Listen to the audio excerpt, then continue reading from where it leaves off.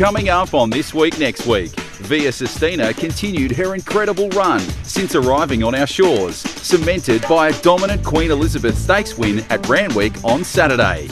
Her trainer, Chris Waller, relives not only that performance, but also the Queen of the Turf success of another stable superstar, Fangirl. Hello, I'm Ray Thomas and welcome to This Week Next Week. We'll look back on a wonderful day two of the championships and throw forward to the All-Age Stakes and Champagne Stakes meeting at Royal Randwick next Saturday. Corey Brown with me, and both days of the championships have had so many highlights, but I reckon day two was off the charts, Corey. It was great, Ray. We stated, the first day of the championships was terrific, but there on the weekend it was all about the fillies and the mares. They just dominated. It was great. They certainly did. It was some outstanding races. Let's go straight into our highlights. And the Provincial Midway Championships final was billed as a match between Marcia Latte and Lord of Biscay. That's how it unfolded. This was a great race, Corey. The best horse won on the day as well, Ray. Great ride by Ash Morgan. Great to see him cementing his name in the Sydney Jockeys ranks. He's had a couple of nice winners in the last couple of weeks. But that there on the weekend, I'm going to say, was the training performance of the carnival. To get that horse back, he's had nearly 2 years off. He's had a bleeding attack. He's done a tendon. And for Sarah Ryan to get him back to terrific form like that, it's a big feather in her cap, and I'm going to tell her that it's the best training performance of the carnival. Yeah, I won't argue with you, Corey, because that horse has had so many issues, and there he was winning $1 million race on day two of the championships, and it certainly was a highlight of Sarah Ryan's career so far. Here's the Percy Sykes Stakes, and Corey, with a touch of luck and a blue diamond and a golden super, I think Tempted would have been champion 2-year-old. She's just had no luck. She's just absolutely had no luck, but there on the weekend, Ray, she done exactly the same. She had no luck, bad draw, had to be forced to travel 3 and 4 wide the whole way. But James knew how good she was. He let her slide right on the point of the turn to gather him up pretty quickly. Class took over from the furlong on. But again, there on the weekend, she just showed how classy she was. Probably wasn't the top level of 2-year-olds, but the way she beat them and having no luck, I think she's a really nice little filly. Yeah, I think you can see her doing some good things in the spring for Godolphin. On then to the Arrowfield Sprint, and of course we couldn't get to see Autumn Glow. She was a race morning scratching, but you've got to take advantage of these things, and Tommy Berry on Enriched for Michael Freedman got the job done. Had to work hard, but a very important win for this colt. This race was run and won in the first 200 metres. Tommy bounced outside lead, took total control of the race and the speed. Mathematically impossible to come off their backs, how slow they sort of went down the back, but nice horse. The Freedman stable's on fire. And I think he might be a nice colt later on. Yeah, he's an I'm Invincible, and he's close related to Winks, who's got a huge pedigree, so that win was really important for Enriched. On then to the first of the Group 1s, the ATC Australian Oaks. Talk of slow, Corey. They ran 6 seconds outside the race record. Most of these horses broke 34 coming home the last 600 and 2400 metre race. Ray, years ago, Gay Waterhouse used to send people out if they hadn't done the work to the time and they'd gone too slow. She would have sent them back out to race again there on the weekend. Nearly a really smart ride there by Alicia. Well, it was a great smart ride there by Alicia Collett, and she nearly pulled it off. How good's that filly Treasure at the moment? Amazing, Ray. Honestly, what she's done, obviously she's got a picket fence beside her name. She's only got one little blemish when she runs second down there. I think it was at Ballarat or something. But honestly, what she done there on the weekend, another one that just class took over there the last 50 to get her home. And Damien Lane's had an incredible autumn carnival. He's riding magnificently, and that's 8 straight wins for that filly. She's had a super season. Here's the Sydney Cup, and Bjorn Baker completes the Doncaster Mile Sydney Cup double with a Arapaho. Great ride, Rachel King. It was a terrific ride. I was nearly going to say ride of the day, but 2 of J-Max are absolutely outstanding. But there, Rachel, she didn't panic. Once she got across on Arapaho, she drew a touch awkward. We've seen a lead on this horse, or right on speed, just beyond the speed there in the weekend, but she just waited and bided the time, and he was dynamic on, for 2 mile horse to sprint like he did. I thought he was terrific there on the weekend, and good luck to the Bjorn Baker stable. They're on fire. They've had an incredible carnival, and Arapaho's been around for season after season, keeps producing, rising 9-year-old, probably career best there on Saturday, Corey. Oh, without a doubt, and she's riding in terrific form as well, Rachel King. Yeah, it's fantastic to see. Well, here's the big one, the Queen Elizabeth Stakes, and what can you say about this mare, Via Sistina? That man, James McDonald, and the trainer, Chris Waller, who we'll talk to shortly, but she was in an awkward position, Corey, but her champion quality shone through. And she is an absolute champion, Ray. 7 Group 1s this season. and to win the white like she did. Dubai Honour was the bravest out of all of them. He had no luck and still managed to run second, beaten not too far. But great ride by J-Mac. He didn't panic. He was in a sticky situation, but he just knew once he got a small bit of bit of air, and he could let this big mare go.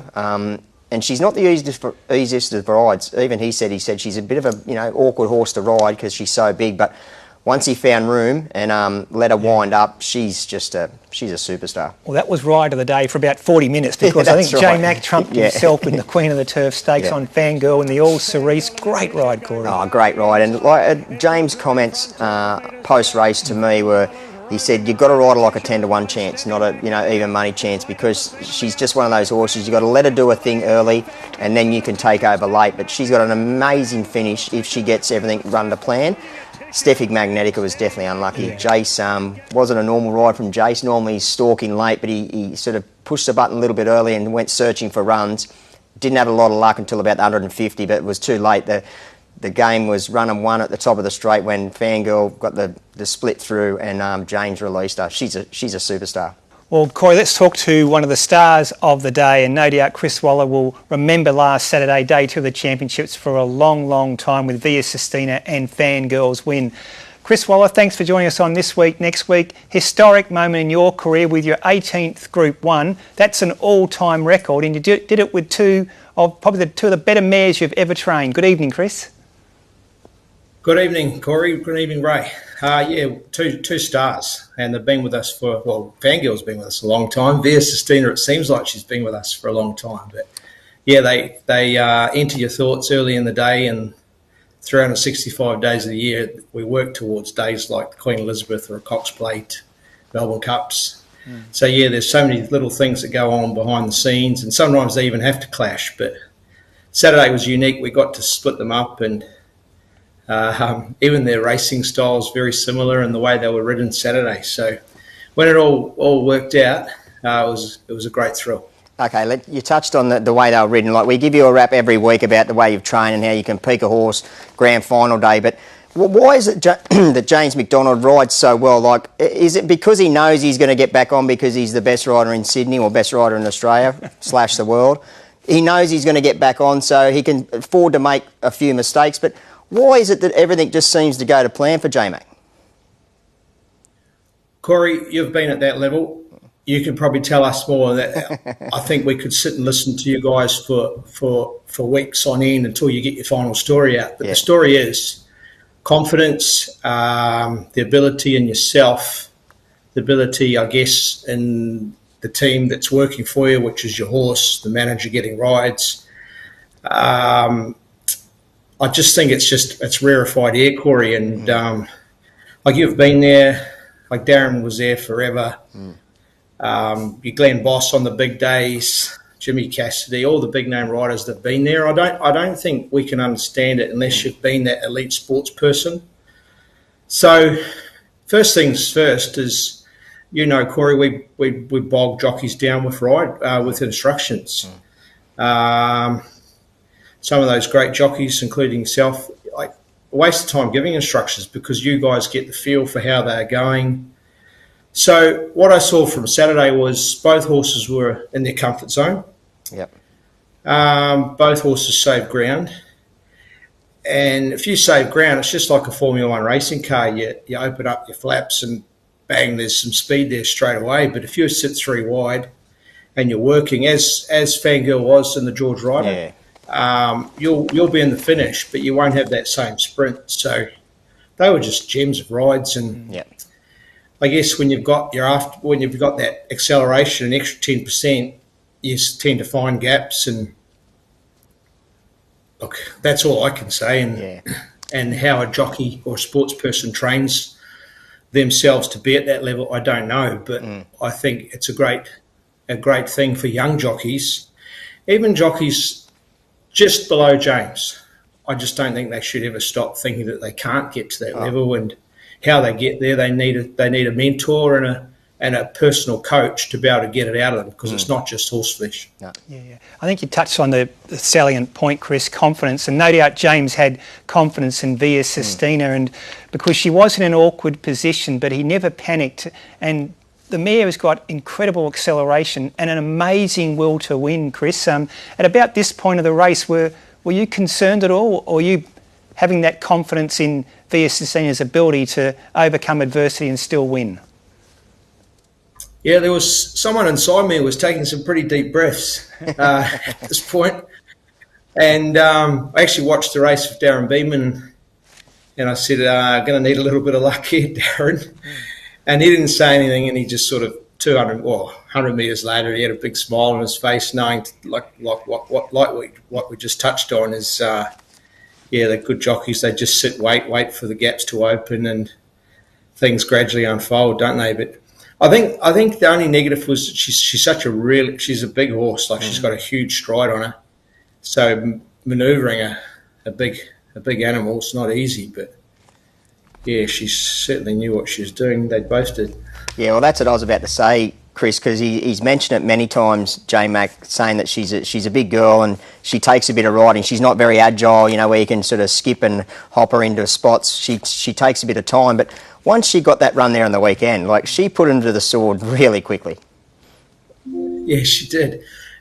Unique horse, Corey. I think she needs pressure in her races, and hence the reason Cox Plate. The speed was on the whole way, every 400 metres, like there was a race to every corner, so to speak, and good athletes. I think that's when it brings, or good teams, it brings the best out of them. Whereas you have your sit and sprint type races, she might just win by a neck, but when that pressure's on, there's a little bit extra there. Chris, let's touch on family. Like, I know when I was riding, the kids were very young and they couldn't really enjoy it. They didn't know a lot about it. But I see the kids are there on the weekend. They're growing up. They get to go and they get to enjoy it. How good does that feel for you? Like, that there on the weekend, what we've seen on video, I thought it was just outstanding. They've learned to win pretty well, Corey. We need a few bad days to bring them back to earth. They get a kick out of it, and I guess in their minds they see the cameras and things like that, and they probably think it's Hollywood, but it's only racing. But yeah, they don't get to see me much early in the day. They get to see me late at night. They get to see me when I'm tired and ready for bed. They put me to bed. I don't put them to bed. So they're pretty proud, and Steph's done an amazing job with them. And it was good to have them there on Saturday. It was great to see. Actually, young Tyler knows he's racing. He knew what was going on. What about Fangirl, Chris? Via Sistina, she's won 7 Group 1s. She'll be Horse of the Year. She's a champion. But Fangirl just turns up every season for you and her connections and does her best. And she deserved that big one on Saturday. Yeah, she did. She's a great miler, and she's really effective ridden like this. Just let the speed go, find her feet, and rip home. And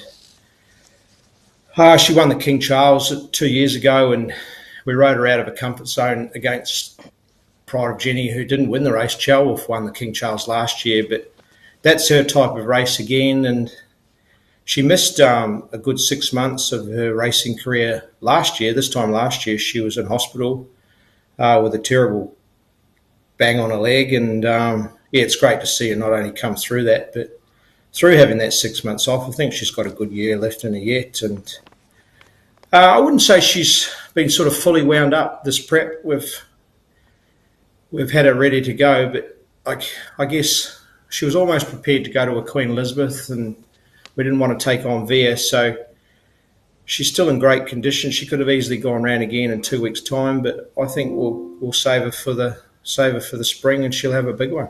I loved J-Mac's comments after the race, Chris. He said, you've got to ride her like a 10-to-1 chance. And I'd never thought about things like that before, like a riding instruction like that. But he makes a lot of sense when he says it. You've just basically got to leave her alone, let her run her own race the first, half mile or, 1,000, and then you start to sort of negotiate or navigate where she's needing to go.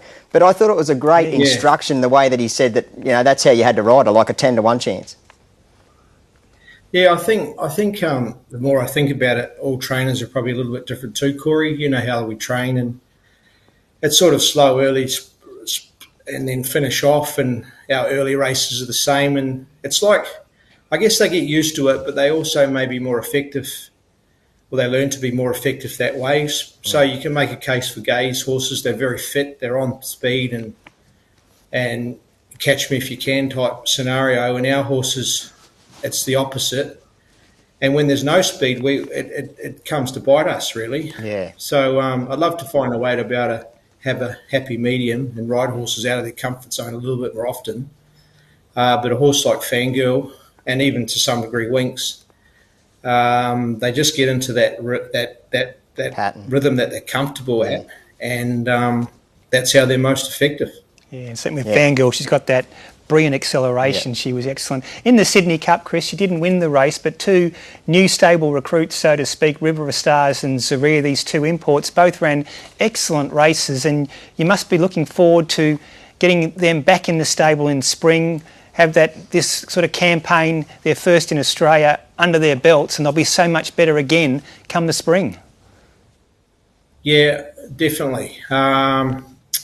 River of Stars, she'll be a real Melbourne Cup contender.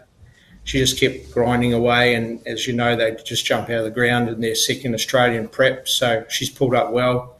Zaria, he's in the white cap back there. He was still strong, like he was going nowhere there, and you actually see over the last 100 metres, he's actually still plodding away all right. Birdman got tired. He's only he's just turned 4 with the European terms. He's back there on the inside, and he'll come back stronger, probably more a Caulfield Cup horse, and there'll be something come out of it, I'm sure. Absolutely. And in the Oaks, Chris, another new stable recruit, so to speak, like Lucy, the New Zealand Oaks winner, had her first start for you. And this was a funny race, wasn't it, Chris? They ran 6 seconds outside the race record. They walked for most of it. Like Lucy still ran a really good race to finish 4th. Yeah, she did. It was a funny race. It wasn't a true test, but full credit to Treasure the Moment. It was similar in the Vinery, a funny run race, but it certainly took the stamina out of our girl, like Lucy. And she'd had a long prep. She won the New Zealand Oaks, so she's already been to 2400, and I'm sure she'll come out and step up in the spring. And Belle de Tell just behind her with that red cap. She'll probably head up to Queensland. She's a 3/4 sister to Very Elegant, and probably have a go at the Queensland Oaks or Queensland Derby. I thought Belle de Tell was terrific. Like the way that she raced, she over-raced pretty much from go to woe, and she still stuck on. She wasn't entitled to stick on as long as she did. No, 100%, Corey. And I wouldn't. We've got a bit of confidence through Aliana taking on the boys. The Queensland Derby is an extra 200 metres, and I wouldn't be afraid of having a go at the Derby with her up there. Yeah, well, sort of Aliana was outstanding, wasn't she, in the ATC Australian Derby. Chris, I see that you have entered Autumn Glow for 2 races this weekend, the Car Stakes and, of course, the Group 1 All-Age Stakes. It was terrible bad luck what happened to her last Saturday morning with that elevated temperature. Can you give us an update on the filly, and are we a chance of seeing Autumn Glow on Saturday? Rough chance, for sure. Her temperature is normal. It came up ever so slightly Saturday. It was back down straight away. The vet said you could probably race, but might not race up to a best. We weren't willing to take that chance. The blood on Saturday was fair. You could see that there was something going on. She gets another blood today. We'll get that back this afternoon. That blood has to be close to perfect to gallop her tomorrow. If we can't gallop her tomorrow, we won't be running this Saturday. We'd be looking for something else or spells. So she's not sick. She cantered on the treadmill Sunday. She cantered this morning on the track, which was normal for our horses. So it's very, very low grade, whatever it is. Just a mild viral challenge, I would say. No mucus, no coughing, and only basically a 12-hour minor temp. This day and age, we monitor them so closely. Her temp was up about 0.4 of a degree, so I think it was. I think normal temp for her is about 37.8, and it was just barely above 38. When they get to 39, that's when we treat them. So it's well below that. So yeah, we'll see what the blood says today. But if she can't gallop tomorrow, I wouldn't run a Saturday. Fair enough. Chris, Autumn Glow, Lady Shenandoah, Aliana in the Derby. Lazura's had a great autumn. You've now got Like a Lucy to look forward to. great bunch of fillies for the new season. Yeah, we have. Yeah, so that'll be exciting moving forward. You're always looking for replacements for the big guns. So who knows when Via and Fangirl are ready to stand down? There might be a couple of young princesses there ready to take the throne. Yeah, there's some outstanding fillies this season. You've got a lot of them. Chris, this weekend, of course, it's the all-age stakes. Hopefully you can break your all-time record and get your 19th Group 1. Will we see Jolly Star in the all-age stakes? Yeah, you will, Ray. Change of jockey. I think Zach Lloyd's going to ride Jolly Star. James is on broadsiding. Damien got suspended. A couple of other jockeys suspended as well. So Zach will take over. Looking forward to her running. She didn't. It was just a bit of a slow zone down on the fence on this day, and she quickened well. But again, it was one of those races didn't have a lot of speed in through the carnival, and she was made look a little bit plain. But I can assure you, she's ready to bounce back. So it'd be nice to see her just draw out a little bit and let her use her full ability. Yeah, no, she's had no luck there in the TJ Smith. Just one quick one, Chris. I thought Militarised showed good signs in the Doncaster. It was a really good run. Yeah, just what your plans are with Militarised going forward? Yeah, he was terrific. He had to come to the outside where the on pace and the close to the fence sort of horses dominated here.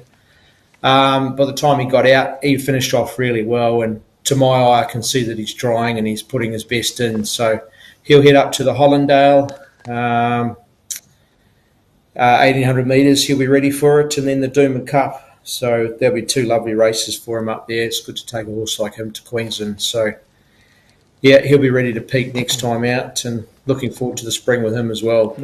Got home really good. Chris, what about the Winter Carnival? Excuse me. The Winter Carnival used to be sort of like all the leftovers, and I'm not being rude to the horses, but they were sort of like very second tier, even third tier type of horses. You could go up there with a reasonably okay horse and win a really good race. But this day and age, the Winter Carnival's nearly as strong as the Autumn Carnival, isn't it? Yeah, the whole dynamic's changing, Corey. So Fangirl and Via Sistina, they only really had 3 weeks off after the spring because the spring's getting longer. Autumn comes up short every year now because of how it's set. Like, had it been Easter, a Doncaster on Easter Saturday would be this Saturday back a few years ago. But even that's sort of come forward, and then straight away you're into Queensland. So when you're talking, like, I think the Hollandale's worth 500, you've got Doomben Cup worth $1 million, you've got Q22 worth, could be worth $2 million. I don't even know how much it's worth. Yeah. You got Stradbroke's worth, I don't know, $2 or $3 million. And I think there's a lot more horses, and there's a lot more pressure because of what we're paying for horses, Corey. So a horse like Militarised, he missed his opportunity. So we've got to hunt for a little bit of money to pay the bills. And it's probably changing a little bit more like Europe, where they have a long break through winter, but while they're up in the summer, they've got to be racing, and there's so much money there. Well, you take Steffi Magnetica as an example. Like, she won the Stradbroke, and she's that sort of second tier type of horse. Then she comes to Sydney, she wins the Doncaster, and with a bit of luck, she nearly beats Fangirl there on the weekend. Yeah, well, I think Pride of Jenny, and you got Giga Kick aimed towards Queensland. So, and with us, we're going to take Lindemann up, and we're going to take Buckaroo, because with Buckaroo, he had a Melbourne Cup prep. He was like running in the Turnbull. He won the Caulfield Stakes. Like, he's a genuine spring Group 1 horse, but we purposely left his spring break longer. So he was second up in the Queen Elizabeth with the view of going through to the Hollandale and Doomben Cup, and Lindemann would be the same. He's been running great races behind the best horses in the country, but he hasn't won one. So he gets his chance in Queensland to win his Group 1. Could a horse like Autumn Globe end up in a Stradbroke, Chris? Would you go that deep into the season with her? Yeah, I wouldn't with a young filly, because I think she's got a lot to offer, and you still need to have your breaks. That gives their lungs a break, it gives their legs a break, and if you're not, I just think you've got to be a little bit careful. Your older horses, like your Geldings and that, I think you make hay while the sun's shining. But with her, I'd be a little bit more cautious. By the time you get them up into sort of mid-June, and then you're talking about getting ready for the spring, it's a pretty quick turnaround. So I still like to give them, especially the young horses, a bit of a break. Yeah, understand. Look, Chris, congratulations on what's been an outstanding season for you. It's not over yet. Hopefully you can build on that Group 1 tally of 18. Congratulations on a great day on day 2 of the championships, and thanks for joining us on This Week Next Week. Always a pleasure. Thank you very much. Stay with us. We'll be back with Tim Ryan and all the latest odds after this short break. I've been very lucky to get amazing opportunities, like you said, going to Japan and America and Hong Kong and all over the place, but there's nothing better than coming home and getting back to horses and dogs and just chaos. Tell me, the chaos. This is what I enjoy, the chaos. I would have nothing, wouldn't have it any other way.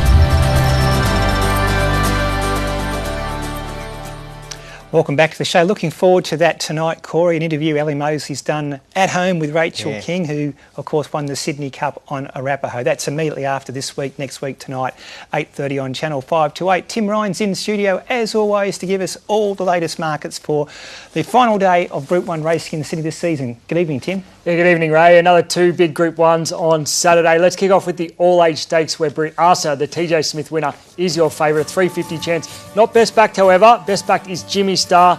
He's a $4.50 chance along with Jolie Star, who's had good support. They both had no luck in the TJ broadsiding. The interesting one, 2,000 back to 1,400, is some training performance in the Champagne Stakes.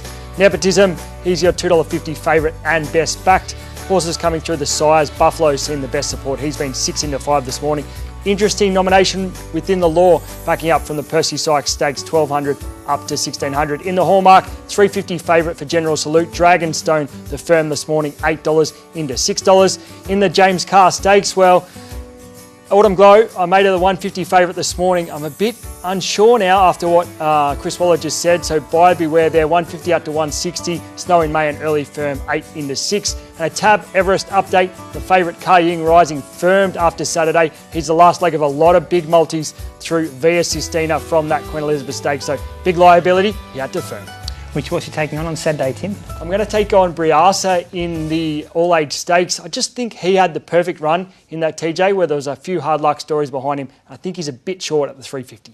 Brie Arsa, okay, I know who Corey likes in the all-age. We'll get to that shortly. Plenty happening in New South Wales racing this week, leading to, of course, Royal Ramac on Saturday. Tomorrow, racing at Kembla and Armidale. On Wednesday, back at Warwick Farm, Coffs Harbour is also racing. Thursday, Albury Cup Day, along with a provincial meeting at Wyong. And then on Saturday, we're at Randwick for the Champagne Stakes and all-age stakes. Kembla Grange is our provincial meeting on Saturday. Mudgee and Nowra on Sunday. And Corey, I think you're on Team Brie Arsa, aren't you? You guessed it, Ray. You guessed it. The new Grey Flash, Brie Arsa. I think he's a great horse. Yeah, he's going to be hard to beat, I think, also in the all-age stakes. For me, I think Team Hawkes could have a big day. I think Nepotism will be hard to beat in the Champagne Stakes. On behalf of Corey Brown and I, thanks for joining us on This Week Next Week. We'll see you next Monday.